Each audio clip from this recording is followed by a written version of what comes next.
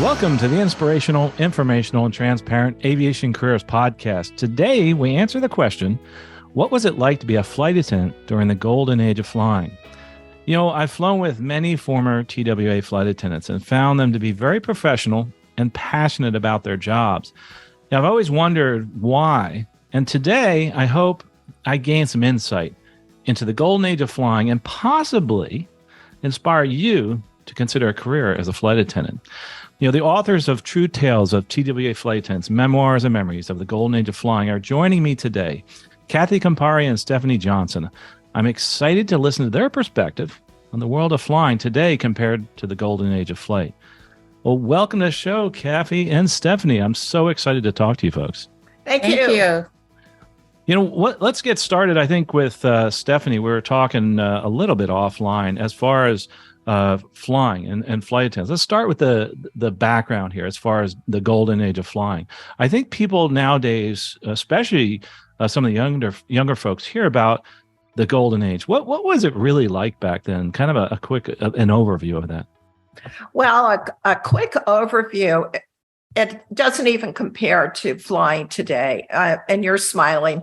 It's the truth. The seats were bigger, leg room. You could actually stretch your legs out, and the service and the amenities that we provided for our passengers, they just don't have any of that today. And Kathy and I can go on and on and on about, we literally had convection ovens front and back. So all the meals were very hot and they were cooked a few minutes before they were actually going to be served. So they hadn't been sitting around. But first class is what I really wanted to talk about, because I can't begin to tell you how many steaks I actually cooked to order. When we took steak orders in first class, we asked them, how would you like your steak cooked? And they told us, and I became an expert. I love being a galley queen. And I had my own system. I could throw them out medium rare, and well done, all at the same time. Chateaubriand, we had lamb chops on International. We had rack of lamb. I could just go on and on and on. And Kathy, especially, we loved International because International was just unbelievable. We served beluga caviar, believe it or not, from Iran. It was outstanding. Pâtés, it just goes on and on and on. The wonderful food we had scalloped potatoes out of Paris that dripped in honey. They dripped in butter and cheese and cream, and they were just to die for. The food we had, it was just incomparable. It was like eating in a fine restaurant. Wow, what a great picture you've placed out there. But the other part of that too is, and Kathy, I'd love to hear your perspective on this, was the service. I mean, the fact that not only was there service, but your persona and your image was something that is really iconic in the world over. That's what they trained us for, and the special, you just had to be gracious. I would say graciousness was behind our service, and we called people by their last name, took special orders, served drinks before takeoff. First Class International was a series of carts where we would bring out linen and silverware and stemware, and then we would bring out hors d'oeuvres, and then a salad cart, and then the Chateaubriand, and then all the other entrees would be served at the same time. But it was just, you took pride in it because it was amazing. And the people that arranged the menus were the top chefs in the world. And we were always getting new menus. And even if you were in coach, you had a choice of 3 hot meals. And if you were vegetarian, you could order a vegetarian meal, and they were great. And I will tell you, I flew first class several times lately, and I was very disappointed. There was no service. Interesting. I had to ask for a glass of wine, a glass of water. I had to ask in first class, going to New York with my daughter, do you have any food? Because it said we were going to be given a snack. And so I asked, sure enough, they had tons of food, but they weren't offering it. And I thought, well, that's different. And I was talking to them, and they were about to be furloughed. It was before COVID, right before COVID. But I couldn't believe they had everything they needed in the galley, and they weren't asking anybody if they wanted anything. Wow. So that points to the service side of things. I mean, you described this picture of food, and it's not just the food. It's not just the product. It's the service. And that's really where I think TWA excelled. And I think that we can actually take from that experience and from that example moving forward and possibly help our industry more in using TWA as an example, what we could do better. Can I give you a little short? I just thought of this. Years ago, I was flying on a company pass, just on pleasure. And I was up in first class. And I was sitting next to a gentleman who was paying for the first class service.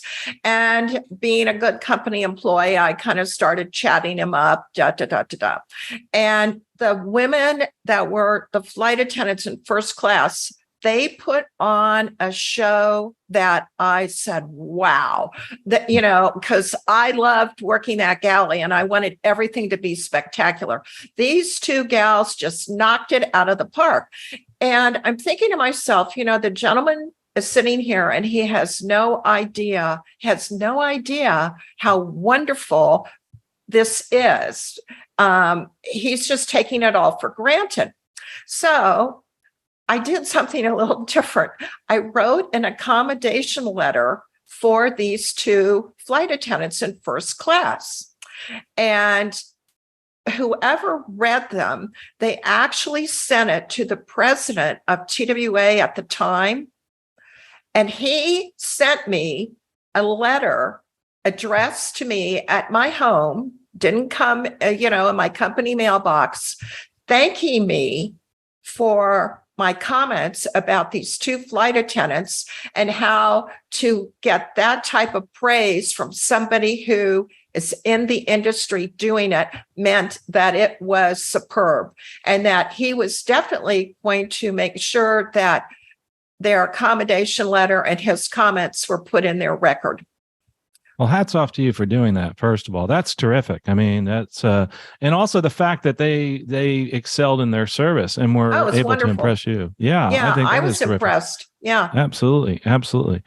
You mentioned the service and we mentioned the products. And if I may, I'm just going to go to a quote on your website here, and I think it kind of sums it up. Going to what you said as far as service is concerned, it talks about your travel memoir that TWA flight attendants could, like you said, cook Chateaubriand medium rare, but also could deliver a baby at 35,000 feet and survive a plane crash, all while being immaculately dressed from their never a strand out of place hairstyle all the way down to their mandatory high-heeled shoes. But it does say the glamorous lifestyle of TWA flight attendants sometimes came at a cost. So we kind of want to relate that to today. When we say sometimes that came at a cost, we have to realize that there were some differences both in hiring and both in the ability to keep your job as a flight attendant. So maybe you could describe that and how that has changed, and whether you feel that that's a good thing that it's changed, and what things you may think are not so good or possibly could be improved. Well, we have a story in the book about weight check, which was a huge thing in the 60s and 70s. maybe into the 80s. But if you were on weight check, they would go back to your hiring weight, and you had to kind of stay within that hiring weight, specter, even if you were hired at 100 pounds and now you were 110, which was fine, they might mention it. So we have a funny story in the book about a beautiful British woman who flew for TWA, and apparently she was having trouble with her weight. So she went in to Kennedy Airport for weight check, which meant a union rep would go with her. She would stand on the scale, the old doctor scale. They'd move the weight thing over, and boy, she was not making it. And she was scared to lose her job. So the union rep said, "Come back next week. I'll have this all taken care of." She came back next week, and the union rep had put a dime with Scotch tape on some level of on the back of the scale. On the back of the scale. No one where could you move see those. It. Yeah. And he said, "Don't worry about today. I've got it all under control." The supervisor was there. She stepped on the scale. She was 9 pounds lighter. It was a miracle. And they all congratulated her and good job. Well done. And she went on her flight. So from your perspective, though, I'm sorry, go ahead. Yeah, only to find out that it was discovered. I guess everybody was passing weight check, and a mirror was a full-length mirror was placed behind the scale for dime check. Wow. But I had never heard of that, and I just thought that was a great story. So it is a great story because I've never heard of that period in the industry. And I've only been in the airline industry since 2001. A weight check. I mean, no one would have ever heard of such a thing. So I'd like to get your perspective on that. What do you think? I mean, I'm wondering, the weight, is that something that we should be checking? Well, the thing about it is male flight attendants, they didn't, they weren't putting their thumb on the scale with them. Pilots, no. Frontline, your gate agents, no. It was only the flight attendants. So obviously that wasn't fair. That wasn't right. Right. Now, I think there was other hiring standards and standards to keep your job. And correct me if I'm wrong, that have to do with whether you were single, married, had children. So maybe you could fill me in or clarify what I'm thinking of in those terms as far as what the restrictions were. Yeah. When I was hired, I had to sign a piece of paper that I would quit at the age of 32. My career was over. Fortunately, in the early 70s, the Equal Rights Amendment was passed, and you couldn't fire people because of age. It did take a while for TWA to get over that. They didn't like it. And also, we had lawsuits because male flight attendants and pursers, they could have children. Female flight attendants could not have a child, and you couldn't even adopt one. So where's the standard there? Why can't a woman have children and have a family and get married? And of course, there was the thing about the marriage for a while. You couldn't get married either. But why could the men do it and the woman couldn't? So everything has changed, and that is all for the good. Absolutely. Absolutely. And as far as the ability to hire a flight attendant, that has changed as far as there are physical standards, obviously, right, for everybody. But those are more for safety, in that you have to be a certain height so you can reach certain things. Right. Now, with all that said, would you see anything as a negative? I mean, I'm trying to imagine if there's anything as far as if these changes, I think they're very positive, but possibly in a negative sense. Is there anything that you could think that may have been a change in the industry as far as the weight and those standards are concerned as a negative? If you can't get down the aisle, and we've all seen flight attendants that have a problem getting down the aisle, if you can't get into the tiny space they give for the passengers to get to a sick passenger. I mean, you're asking people, get up, get out, so you can get to someone. But imagine if you're huge.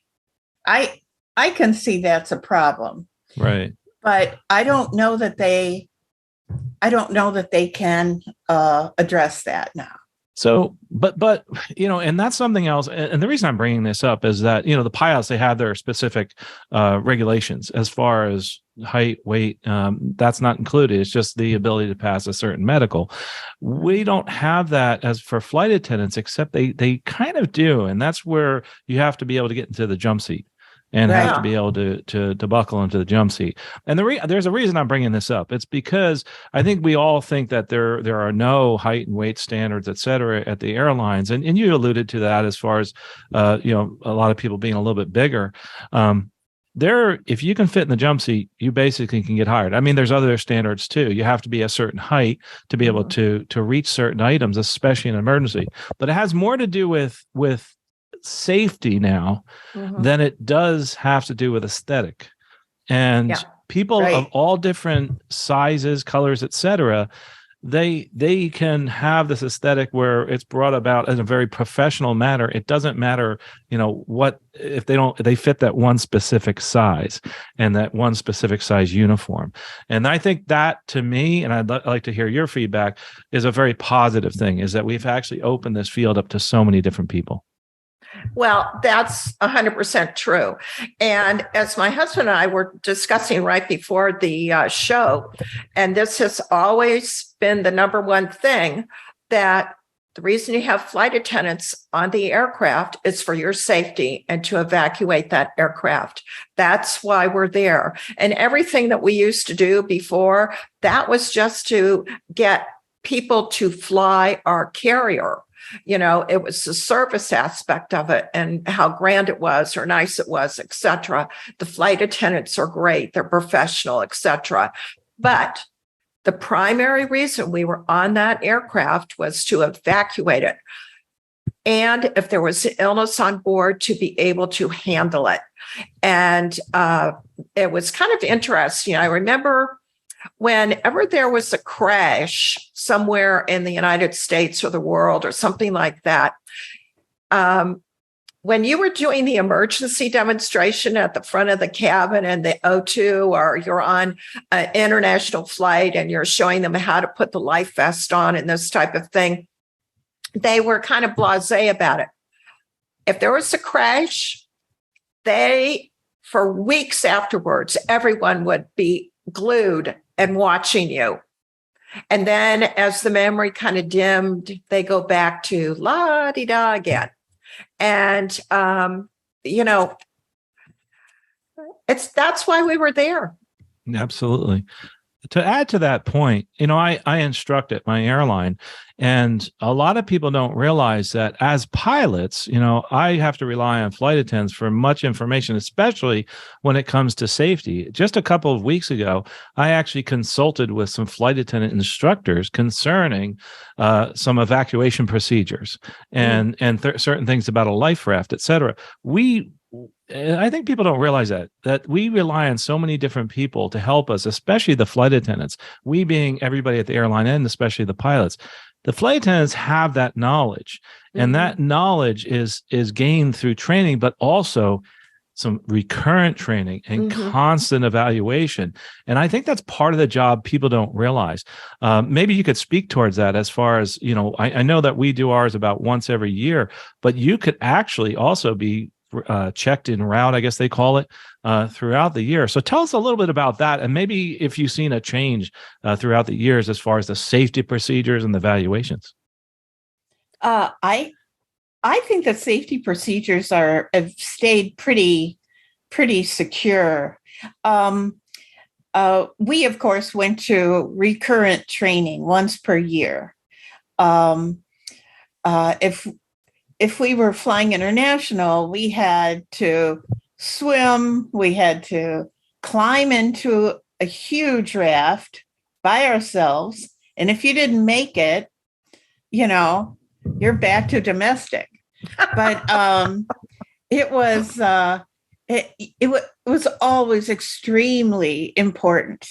And we didn't have defibrillators at the time. So that's much more safe now there. But my sister just retired from another international airline. And she was saying, and she couldn't tell me much, but she said they were taught how to take down a terrorist and all kinds of stuff. My jaw just dropped that they knew how to do that we had no clue. We were told, keep them out of the cockpit if it's a hijacker. So I think it's gotten much better in safety, and it's kind of scary for the flight attendants, but I think it makes them, if you notice when you see on television, a tete-a-tete between a flight attendant and an unruly passenger, the flight attendants don't back down. They, of course, they get the police involved, or they might get able-bodied passengers involved, but they carry a lot of weight to bring that back. They know psychologically, I think, like, don't mess with me or you're out of here. And of course that can take away from welcome aboard, enjoy your gracious flight. I'm going to now have you kicked off. That's a great point. I mean, you have this balancing act, don't you, between customer service and complying with rules. I would say that would cut into customer service big time, but it's necessary. Absolutely. Absolutely. I tell you, it really is a tough job. And hats off to the flight attendants. And I do say that I really appreciate what they do, and the fact that, during flight and during the boarding and during all these different processes, we have to rely on the flight attendants quite a bit. I mean, we don't come out of flight deck as much as we used to for many reasons: security, safety. We immediately have to turn to the flight attendants to help, and to any other external bodies like an able-bodied passenger or the police, whatever it may be. So that's a bit of a challenge. I think that challenge has always been there as far as dealing with the public. It just seems to be that it's gotten a little more physical over time. And I'm wondering what your perspective is on that. Have you seen a change from the years when you were in compared to now? Yes, okay. Big change. And telephones. I mean, filming. They're recording everything. If you're being recorded, you're going to be on TMZ or whatever those shows are very quickly, and you'll probably be paid. I don't know how that works. Yeah. But so the other passengers, documentation is good with the phone, but I saw one film on television where the captain came out and they were still at the gate and they weren't even listening to the captain. And that really shocked me. And he just said, okay, they're out of here. And then the big burly police, removed them. Right. But I don't remember ever having the police come on our flight. unless someone was dying or severely sick. Interesting. That is a change, and that's a societal change, possibly. Not that we can Yes. explain it or figure it out today, but it is one of those challenges that I think is different now that you have to deal with as a flight attendant, and I think that. But with that said, I really don't want to go too negative here. There are so many great things about being a flight attendant, even though you have to make sure that you're ready for some of these challenges, physical and also dealing with people. There's so many great things. There's so many shining moments, I think, and those are the things that we sometimes forget about. And as an aside, I absolutely love watching flight attendants deal with people because they usually do a better job than I could. And I love the responses. And yeah, I'm sure you've heard them and seen them, but people say certain things to a flight attendant about their looks or something, or some snide comment, and it seems as if it's rehearsed, that the flight attendant will come back with this response that just floors me. Either it's funny or it's like, wow, I never would have thought of that. But I think that comes from years of actually having to deal with passengers.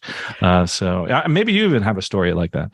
Well, I want to tell you the first story in the book because I tell this story to a number of people, and they're like, and this involves pilot and me, flight attendant. On the ground, we were supposed to go always up to the cockpit, introduce ourselves to the captain, and tell him where we were working on the plane. So I was senior that day. I was working the first class galley. I went up, I introduced myself. He was a very senior captain. He said, Stephanie, if you have any commissary issues, if you need anything, if you're having problems with passengers, I want to know. And I thought, wow, where have you been for the last 10 years of my life? Okay, this is great. So I said, thank you very much. All right. We do up in the air. We do the service, full load. It's fancy schmancy, like I had described earlier. Everybody's happy. My flying partner and I are sitting on the jump seat now, taking a break. Call bells rung. I go out to answer it. There's a gentleman I can see in the last row of first class, and he's smoking a cigar. At that time, we had smoking on the airplane, and you could even smoke a pipe or a cigar.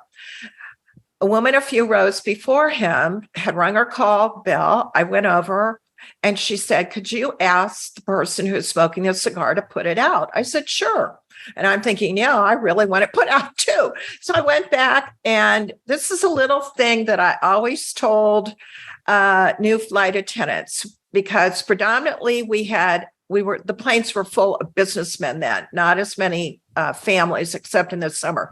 I said, when you're asking a man to do something, ask them nicely, turn around and leave. Do not stand over them like the principal or their mother. That's not going to help the situation. Turn around and leave. So I went back to this man and I said, sir, I know you're enjoying your cigar, but I said, I have had a passenger that complained. I said, I have to ask you to please put it out. Thank you. Turned around and left. 5 minutes later, the smoke was still wafting up into the air. I went back. I said, sir, I know you're really enjoying that cigar, but I have had some complaints. And I said, could you please put it out for me? I appreciate it. Thank you. Again, I turn around and I leave. 5 minutes later, smoke's still going. I went back. This time I pulled out the TWA Ambassador magazine from the seat pocket in front of him, whipped it open to page 29, which I had memorized, ran my finger under the rule that said if somebody complains, you have to put out your pipe or cigar. And I showed this to him. And I said, sir, please put out your cigar. This time I didn't leave. He looks at me for a couple of seconds and he says, no.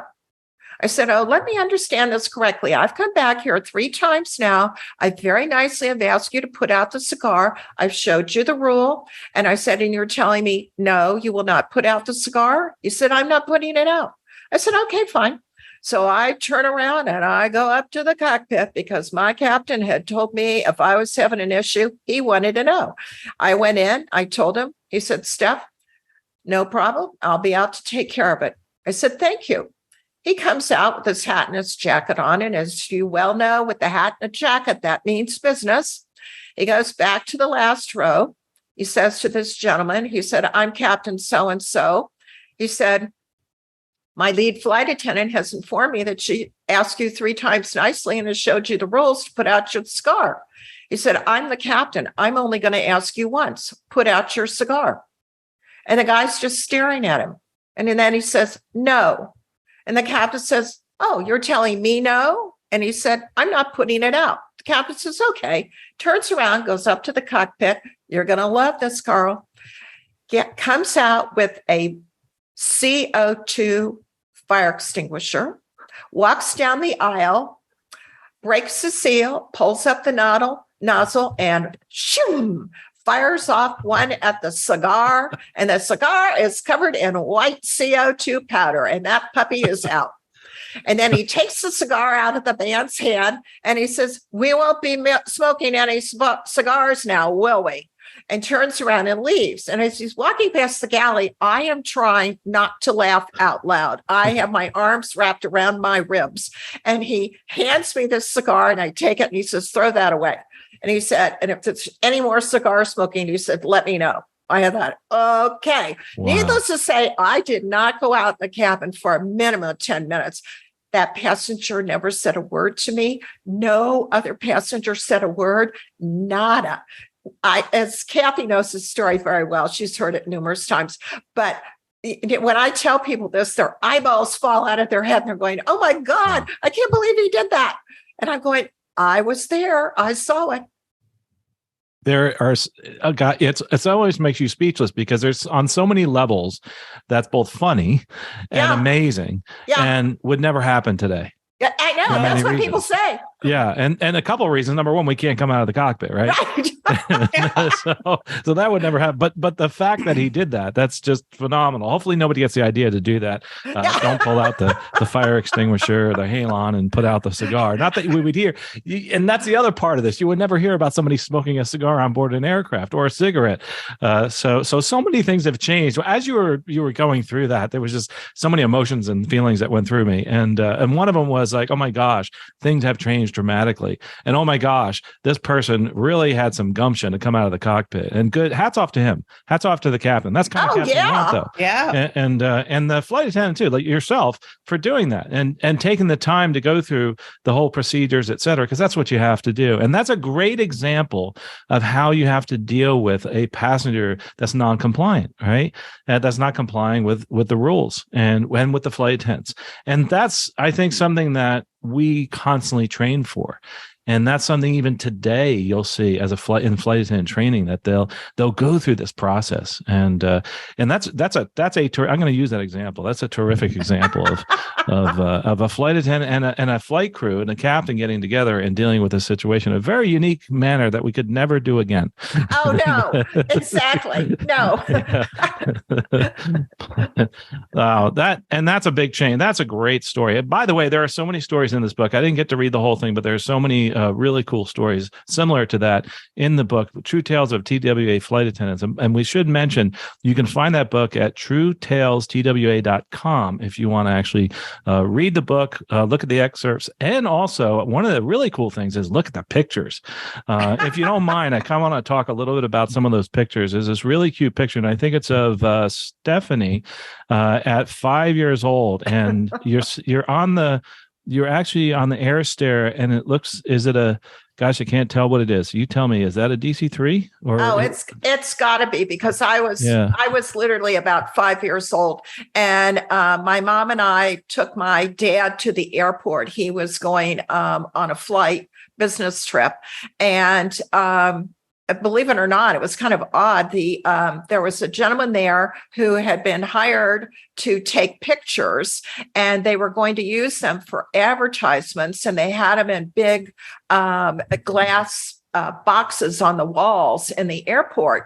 And he said to my mom, at this point, things were so much more casual.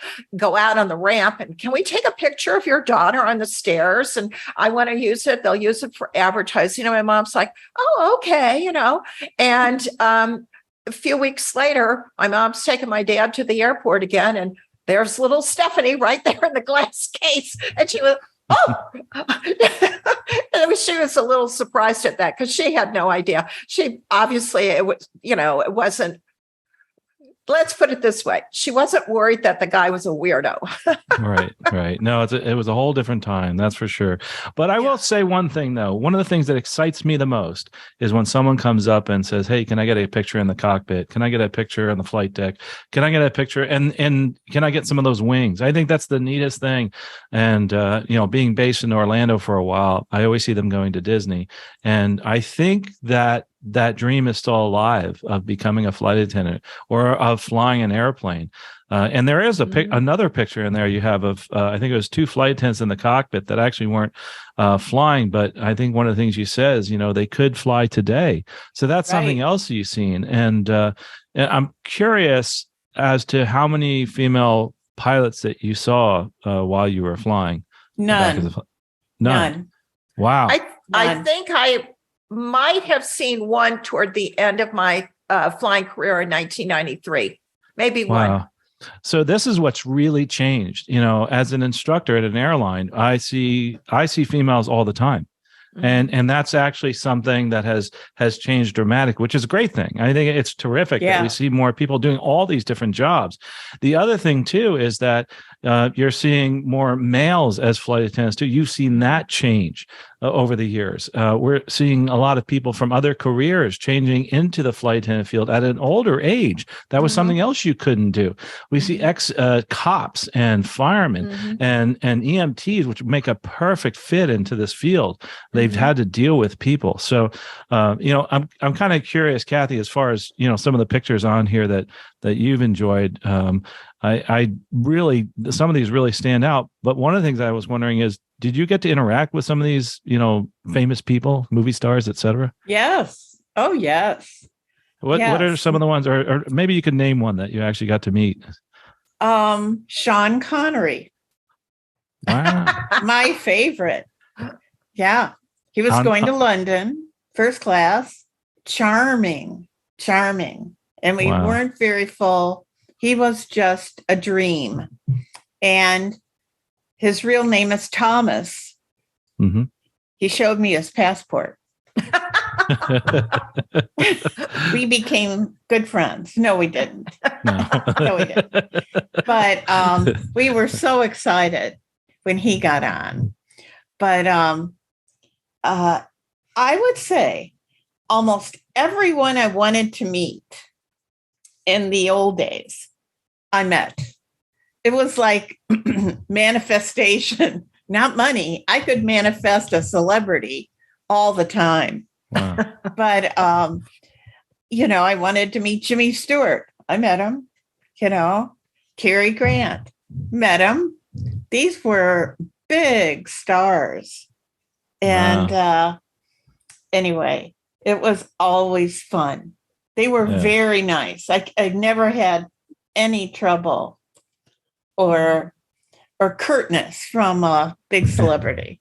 You don't hear that these days, though. I mean, for the most part, most of the celebrities I've flown, yes, they've been wonderful, but every so often they do get out of hand, just like the regular customers, regular customers.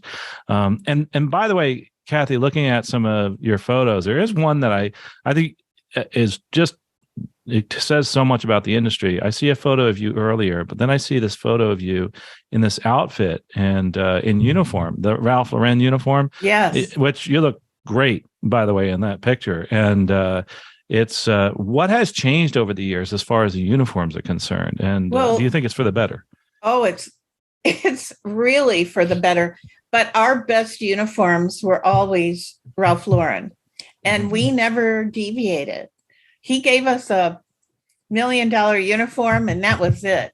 I mean, they may have changed a scarf or something, but that was the uniform till the end. And of course, he does all the Olympic uniforms. And they're just always so... They're classic.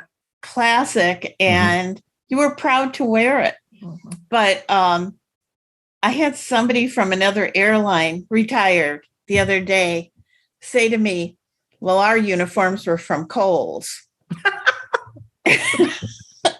I don't know if you can, you may have to block that out. Yeah, no. But we thought that was so funny. Yeah, they have changed. They're much more affordable, I guess is a good way to say that. Oh, yeah. Yeah. And the quality does change dramatically in the uniforms, that's for sure. I'm being diplomatic. But the other thing that's changed, though, and I think this is interesting, and I remember this. Do you remember the hot pants and all that era? Oh, yeah. Oh, yeah. That would never happen and that's when I started flying as a passenger. And as a young man, that was very impressionable. And so, yeah, well, you saw some of the pictures on the website where we had the hot pants, but I never wore those. And boots. And the boots, right. So that was a different era, and sometimes people will wear those, I guess, in they call it the retro style, etc. But that would again never fly these days. It's a lot different, but in a good way too. I mean, it's I think it is good. The new uniforms, the dress where we are a little bit more comfortable and safer too. Yeah, and the fact that you still have to look sharp. I mean, that's one thing I will say that you still need to look sharp. You need to dress well as a flight attendant. Because number one, we talked about safety, but another thing too, you as a flight attendant are the ambassadors to the airline. You're the first person they see when they get on that airplane, and you're the last person they see as they get off. So the impression that you leave is an incredibly important one, and that's something I really would like people to take away from this. If you are thinking of becoming a flight attendant, I think customer service is incredibly important. Which kind of is where I wanted to shift gears here. Is as far as this career as a flight attendant. First of all, where would you still recommend this, Kathy? Would you still recommend this as a career? And yes, why? I would. I would because it was so much fun to travel. And I mean, on my days off, I could go anywhere in the world on a pass, and I did. I would run into friends in Paris and think, my God, did I ever think that I would run into anybody I know walking the streets of Paris? It happened all the time. Mm-hmm. And we all flew, we all tried to learn the languages. It was, Stephanie has a story about, well, I'm going to tell it because she was in Rome and apparently would go to this one wine shop for wine. And lucky her. And she picked up a couple bottles of Chianti or whatever she purchased, brought them home, opened one up. She and her husband did not like the bottle. And she took the other bottle back to Rome and returned it. Now, we used the airplane, like going to Costco, for God's sake.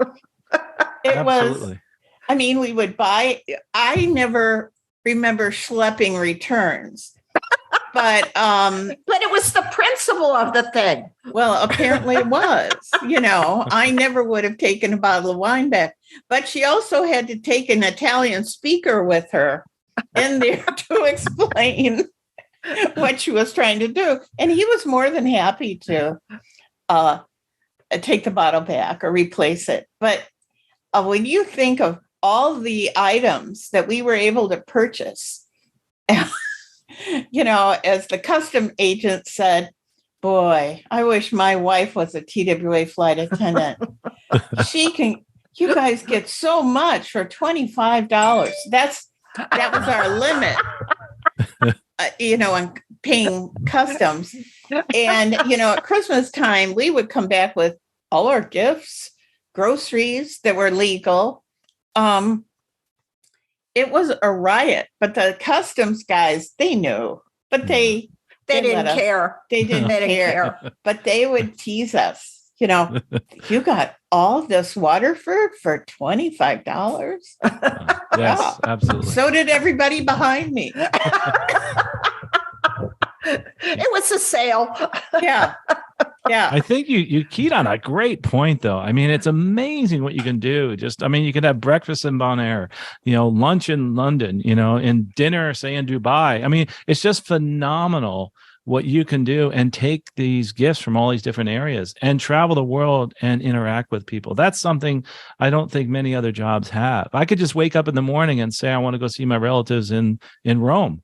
I just get on a flight to Rome and I'm there by the next day. And that is phenomenal. It really brings the world together as a passenger, but more so as a flight attendant. And as we say, it's the best education money could not buy. Never buy. Absolutely. Yeah. Absolutely. You can't get this in a history book, and you actually get to see it. I mean, if you want to go to the Louvre, you don't have to look at a video on YouTube. You actually can go to the Louvre and see the Louvre, where we have all these experiences online. Now you can actually do it in person. Let me interrupt for a second. The major difference between our job and the benefit that it gave us. If you're just Joe Blow off the street and you're doing a 2-week vacation in Europe, you're in London for 3 days, you're in Paris for 3 days, you go to Geneva, wherever you go, and that's it. We went to these cities over and over and over again. So we really knew them and we knew where to shop. We knew that we go to the Louvre, it was kind of like, I haven't been there in a while. I need to go back. And this was our life. And I can remember my neighbors when they'd see me in my uniform and they go, oh, Steffi, where are you going? I'm going, oh, I'm going to Rome. It was like, oh, I'm going to Rome. And they go, oh, you're going to Rome. And I go, yeah, but that was just our life. And I have to tell you something. I thought about this, people, they were fascinated with us. And I used to live on the East Coast and I would drive up from the Philadelphia area to Kennedy for my flight. Well, I had to go across the Verrazano and the Goethals Bridge, and those were toll booths. And I was in my uniform. And when I'd be going through, paying my toll, I cannot begin to tell you how many of the toll keepers would go, oh, TWA, where are you going? And I go, I'm going to Rome tonight. And they go, have a good trip. See you on the way back. And I mean, how many toll keepers pay any attention to people who are giving them their money for their toll? And I used to have my hair done in London. Yeah. I went to a hairdresser only in London. Yeah.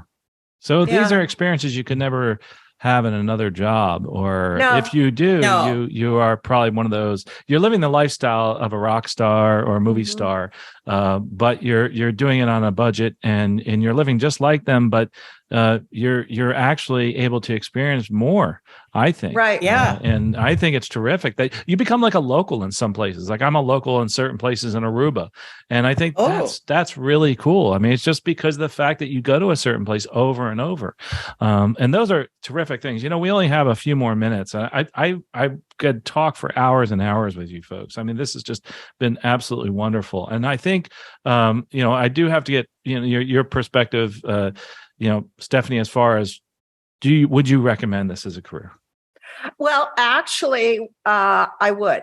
And I'll tell you a real short story. I was in one of the local supermarkets and I started talking with one of the managers about, do you have this, da, da, da, da, da. The conversation evolved, and don't ask me why. People tell me all kinds of things. I'm not prying. They just start talking. And for whatever reason, I told her I'd been a flight attendant. And she said, oh, I always wanted to be a flight attendant. And she said, but then I got married. I had 2 children. I had a job, responsibilities. And she said, my kids are grown now. And she said, I'm thinking of doing it. And I looked at her and I said, do it. I said, look at you. I said, you look great. I said, you work with people, you are friendly. I said, you got to go do it. But I have to tell you the truth. You have to be very, very flexible, because when you're brand new, you're not at the top of the seniority heap. You're not going to be able to possibly be based out here in California. You might have to be based someplace else.